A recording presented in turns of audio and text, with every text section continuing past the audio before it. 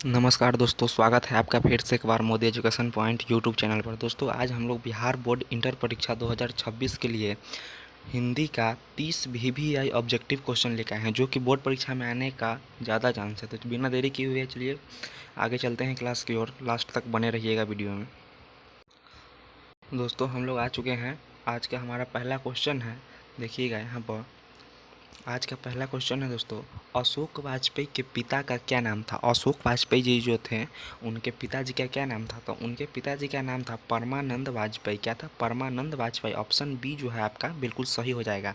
और यह काफ़ी महत्वपूर्ण ऑब्जेक्टिव प्रश्न है, जो कि आप लोग याद कर लीजिएगा, यह छपने का ज़्यादा चांस है। ठीक है, यहाँ पर 71 नंबर क्वेश्चन देखिएगा। दूसरा, दिल्ली मेरा प्रदेश क्या है। दिल्ली मेरा प्रदेश क्या है? निबंध है। क्या है? निबंध है। ऑप्शन ए आपका यहाँ पर सही हो जाएगा। ठीक है दोस्तों, यहाँ पर 72 नंबर क्वेश्चन देखिएगा। पत्नी बिटिया को क्या करती है। पत्नी जो थी वह बिटिया से अपने क्या कहती है, तो वह उसे समझाती थी। क्या करती थी? समझाती थी। यहाँ पर आपका ऑप्शन डी दोस्तों सही हो जाएगा। और यह काफ़ी महत्वपूर्ण ऑब्जेक्टिव क्वेश्चन है। और हाँ दोस्तों, अगर आप लोग चैनल पर नए हैं ना, तो चैनल को एक बार देख लीजिए। यहाँ पर यही अपना चैनल है मोदी एजुकेशन पॉइंट, और इसे एक बार आप लोग सब्सक्राइब करके बेल आइकन को ऑन जरूर कर दीजिएगा, ताकि हर क्लास की नोटिफिकेशन आप तक पहुँच जाए। ठीक है, और देखिएगा यहाँ पर 73 नंबर क्वेश्चन है, कौन सी कृति अशोक वाजपेयी की नहीं है। कौन सी कृति, इसमें कौन सी मतलब ऑप्शन है जो अशोक वाजपेयी जी का नहीं है। तो यहाँ पर एक पतंग, एक अनंत, यह उन्हीं का है। कहीं नहीं वहीं, ये भी अशोक वाजपेयी जी का है। घास में दुबका आकाश, ये भी उन्हीं का है। तो यहाँ पर दोस्तों कोरनांक, कोरनांक जो है यह आपका अशोक वाजपेयी जी का नहीं है। ऑप्शन सी जो है आपका सही हो जाएगा। 174 नंबर क्वेश्चन देखिएगा, आत्महत्या के विरुद्ध क्या है। आत्महत्या के विरुद्ध क्या है। तो आत्महत्या के विरुद्ध यहाँ पर बिल्कुल सही हो जाएगा ऑप्शन सी। ऑप्शन सी जो है दोस्तों, ये आपका बिल्कुल सही हो जाएगा यहाँ पर। ठीक है, अगला देखिएगा। अगला क्वेश्चन है 175 नंबर क्वेश्चन है, कौन सी कृति अशोक वाजपेयी की है। यहाँ पर अशोक वाजपेयी जी की रचना पूछा गया है। ठीक है, तो ऊपर में था ऑप्शन में कहीं कवि कह गया है, कवि कह गया है, यह जो है अशोक वाजपेयी जी की है। ठीक है, और बाकी सब उनका नहीं है। और अगला देखिएगा।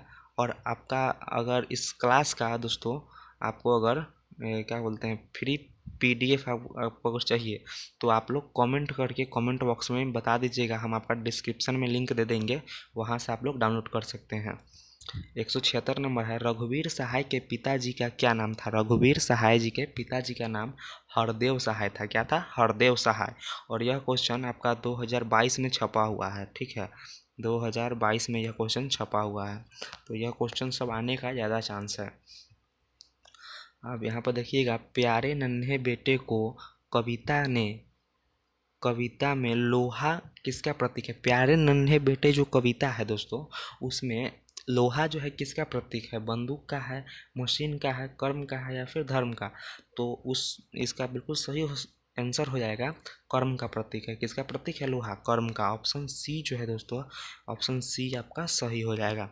और अगला देखिएगा, 178 नंबर क्वेश्चन है, हार जीत कविता के रचयिता हैं। हार जीत कविता के रचयिता कौन है?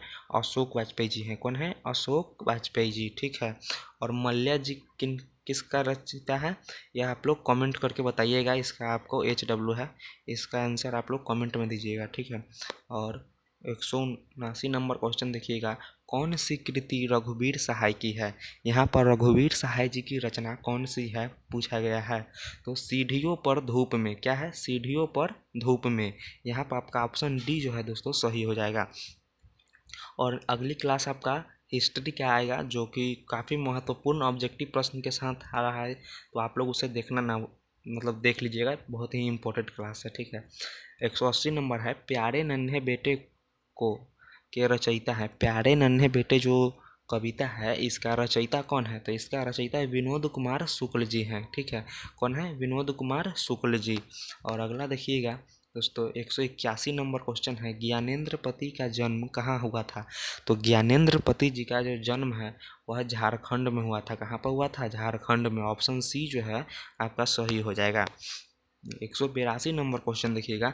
ज्ञानेंद्रपति का काव्य नाटक है, ज्ञानेंद्रपति का काव्य नाटक। तो एक चक्रा नगरी जो है वह ज्ञानेंद्रपति जी का काव्य नाटक है दोस्तों। ठीक है, आपका ऑप्शन डी सही हो जाएगा। और हाँ दोस्तों, चैनल पर नए हैं तो एक बार सब्सक्राइब जरूर करिएगा और अपने दोस्तों के पास भी इसे शेयर करिएगा। ठीक है, और अगला क्वेश्चन देखिएगा यहाँ पर, ज्ञानेंद्रपति का जन्म कब हुआ था? ज्ञानेंद्रपति जी का जन्म जो है कब हुआ था? 1 जनवरी 1950 को। कब हुआ था? 1 जनवरी 1950 को। ऑप्शन ए जो है आपका सही हो जाएगा। और यहाँ पर देखिएगा 184 नंबर क्वेश्चन है, गाँव का घर कविता के कवि हैं। गाँव के घर कविता के कवि, गाँव के घर कविता के कवि कौन है?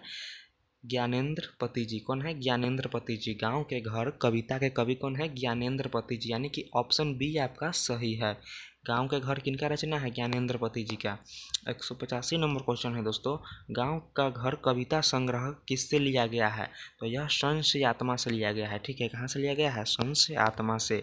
186 नंबर क्वेश्चन है, ज्ञानेंद्रपति को किस कृति पर साहित्य अकादमी पुरस्कार मिला था? तो संशय आत्मा पर मिला था। ठीक है, ज्ञानेंद्रपति जी को साहित्य अकादमी पुरस्कार किस कविता पर मिला था? संशय आत्मा पर। निम्नलिखित शब्दों में समूहवाचक संज्ञा, तो सभा देखिएगा यहाँ पर, सभा जो है वह कहीं पर जैसे कोई भी मतलब पंचायती हो रहा है या फिर कुछ भी मतलब किसी भी चीज़ का भीड़ लगा हो जहाँ पर सभा एक तरह से कह सकते हैं, उसे आप लोग समूहवाचक कहिएगा। ठीक है, समूहवाचक ही वो होगा। अगला देखिएगा, जिस संज्ञा से एक ही वस्तु का बोध होता है उसे कहते हैं व्यक्तिवाचक। ठीक है, ऑप्शन ए जो है सही हो जाएगा। 189 नंबर क्वेश्चन है, भाववाचक संज्ञा का उदाहरण नहीं है। भाववाचक संज्ञा का उदाहरण ताजमहल हो जाएगा। ठीक है, भाववाचक संज्ञा का उदाहरण नहीं है तो यहाँ पर ताजमहल हो जाएगा। ये सब जो है भाववाचक संज्ञा का उदाहरण है। और अगला देखिएगा दोस्तों, 190 नंबर क्वेश्चन है, संज्ञा का उदाहरण नहीं होगा। इसमें संज्ञा का उदाहरण नहीं कौन है? यहाँ पर पटना है, यह शहर का नाम है तो यह संज्ञा हो जाएगा। सुंदरी है, यह भी नाम है, हो जाएगा। मानव, यह भी हो जाएगा। तो यहाँ पर ए हो जाएगा। ऑप्शन ए जो है वह संज्ञा नहीं है।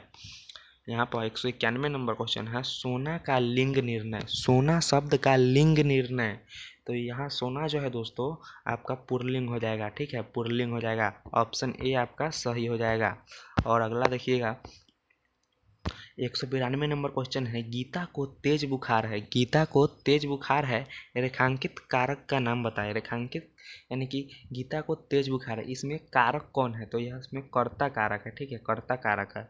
और अगला देखिएगा 193 नंबर, वह घर से बाहर गया। वह घर से बाहर गया, इस वाक्य में कौन सा कारक है? देखिए, वह घर से बाहर गया, तो इसमें मतलब आपादान हो रहा है। ठीक है, आपादान मतलब घर से वह किसी से अलग हो रहा है। ठीक है ना, तो यह आपादान कारक हो जाएगा। ठीक है, ऑप्शन सी हो जाएगा इसका। अगला देखिएगा 194 नंबर क्वेश्चन, लोग सांपों से बहुत डरते हैं, रेखांकित कारक का नाम बताएं। लोग सांपों से बहुत डरते हैं। ठीक है, इसमें कारक पूछा गया है तो इसमें कर्ण कारक हो जाएगा आपका, बिल्कुल सही आंसर हो जाएगा ऑप्शन बी। और अगला क्वेश्चन देखिएगा दोस्तों, 195 नंबर क्वेश्चन है, भूखे को भोजन दो, इस वाक्य में कौन सा कारक है? भूखे को भोजन दो, इस वाक्य में कौन सा कारक है? तो इसमें हो जाएगा संप्रदान कारक। ठीक है, ऑप्शन सी जो है सही हो जाएगा। 196 नंबर क्वेश्चन है, मेरी माँ से चला नहीं जाता, रेखांकित ये कारक का नाम बताए। तो इसमें कौन सा कारक है? इसमें कर्ता कारक हो जाएगा। ठीक है, कर्ता कारक हो जाएगा।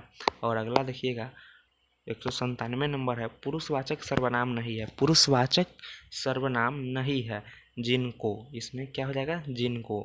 जिनको जो है वह पुरुषवाचक नहीं है, बाकी सब इसमें पुरुषवाचक है दोस्तों। और अगला देखिएगा 198 नंबर, निश्चयवाचक सर्वनाम कौन सा है? निश्चयवाचक सर्वनाम इसमें यह हो जाएगा। यह किसी भी शब्द में यह लगा दीजिएगा तो वह निश्चित हो जाएगा। ठीक ना, पुस्तक को मत ले जाओ, पुस्तक को मत ले जाओ, यह वाक्य किस सर्वनाम का उदाहरण है? तो पुस्तक को मत ले जाओ यह किस वाक्य का उदाहरण है? तो दोस्तों इसका जो है सही आंसर हो जाएगा निश्चयवाचक। ठीक है, निश्चयवाचक। और देखिएगा यहाँ पर आपका 200 नंबर क्वेश्चन है। यहाँ पर आज का लास्ट क्वेश्चन है, पता नहीं राम को कैसे शक हो गया। पता नहीं राम को शक कैसे हो गया। यह वाक्य किस सर्वनाम का उदाहरण है? तो यह जो है दोस्तों पुरुषवाचक सर्वनाम का उदाहरण है। और इसमें 2-3 और एक्स्ट्रा क्वेश्चन हैं जो कि आपको पीडीएफ में मिल जाएगा, लोग देख लीजिएगा। और हाँ दोस्तों, चैनल पर आप लोग अगर नए हैं तो चैनल को एक बार सब्सक्राइब जरूर कर लीजिएगा और बेल आइकन को ऑन कर दीजिएगा, ठीक है। और मिलते हैं अगली क्लास में, तब तक के लिए जय हिंद, जय भारत।